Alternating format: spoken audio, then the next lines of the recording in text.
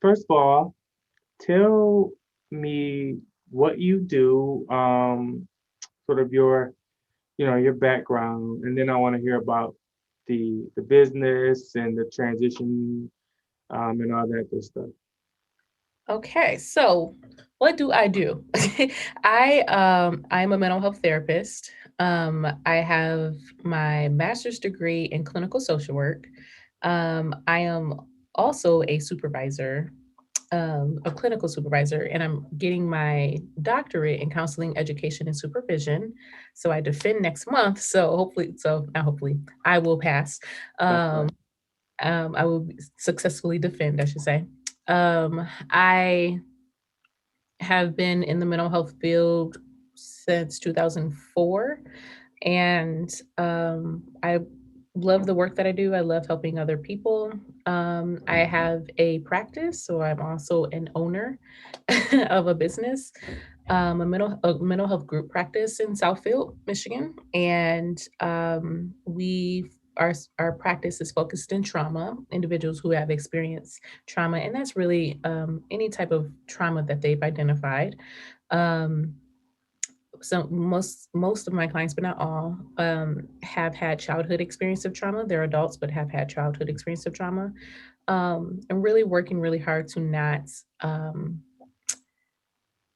take that experience into their own children in Mm, their lives. So, or other relationships that they have in their life. Um, so I just really enjoy that work. And my other employees, they are working with children, they're working with adults. Yeah, but so I'm also an owner.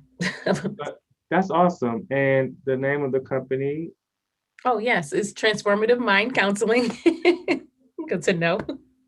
Yeah, yeah. And you started that in 2018, right? Yep, 2018, so almost 3 years. That's so. Before we get there, tell me what led you to say, I want to have my own practice. I want to be an owner. I want to employ people, and like, what was your vision for transformative mind when it was just sort of a concept? Yeah. When I first started this, well, I guess leading up to that, I think at 18, 19, 20, if you would told me I would have a business, I would laugh hysterically, like, oh really? Wow. Yeah, right. But but I worked in, like I was saying, I work in mental health for years, and I worked with a lot of individuals who did not look like me, Mm, and I wanted to be able to provide services to individuals who did, and provide a space of healing and wellness that is completely centered in a Black experience or person of color experience. And so that's another aspect of our business is really focusing in on those different cultural perspectives and dynamics of the individual, and to also incorporate that into healing. And in lots of different areas, I did not see that. And I was also looking for that in my, even with me looking for someone. So I decided um, that I wanted to create that.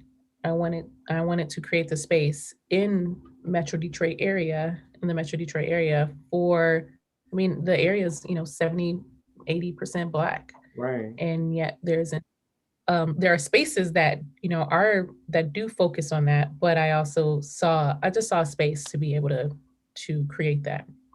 So I decided to do that.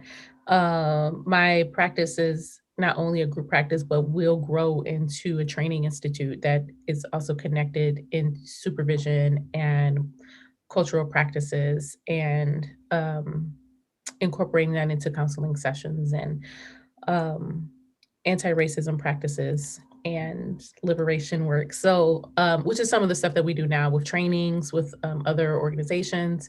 But yeah, so we're expanding to That's that. And awesome. that's what I really have a passion into. That's awesome. So let me ask you, from a clinical standpoint, if if I culturally, right, there are just things that are different. Wherever you're from, if it's a different culture, there's so so if you are going into if I'm walking into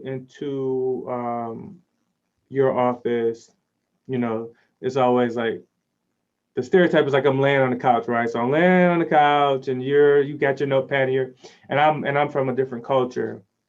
Let's say I'm a white um, man, you're a black woman, or I'm a black man, you're a white woman.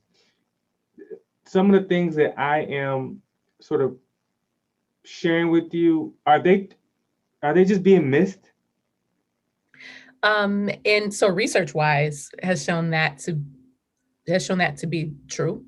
But it's only on an individual standpoint. So depending on that therapist and their own um, concept of culture and integrating that into treatment and recognizing that there's difference in the room and speaking to that, um, that's where it depends on the clinician, but there's research that does show and support that it is missed. And Yeah, because the idea or the concept is that we're just humans, come is and so you're here for help and as a human and me loving and wanting to support other people, I'm going to do that. But it completely misses the social and cultural and social aspects that we as Black or people of color or even other diverse populations true. experience. And so without being able to talk about those, then you're completely missing the person as a whole. So Yeah, I'm not really getting what I need from my therapy. yeah. Like I think about it um like my kids that go to, like, let's say they go to a white doctor, and there are just things that just we may notice that the doctor may not. And if you don't have that experience, see, as Black people in America, we typically have a much better understanding of like white culture, um, whereas that's not always the case on when the shoe's on the other foot, right?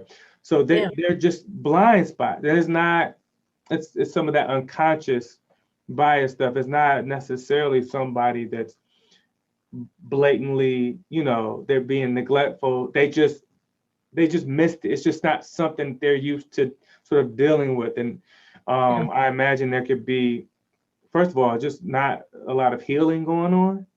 Mhm. But then just do you have the studies, research like shown like misdiagnosis, or like what sort of things do you happens on the when there's like a cultural sort of disconnect? Yeah, there's research that supports that like for instance, African American boys have a higher diagnosis rate of ADHD when their symptoms are actually related to anxiety and or maybe they've experienced a lot of trauma and that's why their anxiety is showing up in a certain way. But because it's not showing up in the textbook traditional whitewashed idea of anxiety, um, we're we're thinking that it's ADHD. So then they're treating ADHD, but that's not what the child has. So there are some misdiagnoses or studies that shows that, for instance, Black boys are have a higher rate of being diagnosed with ADHD when it might be something else. Hmm, that's interesting.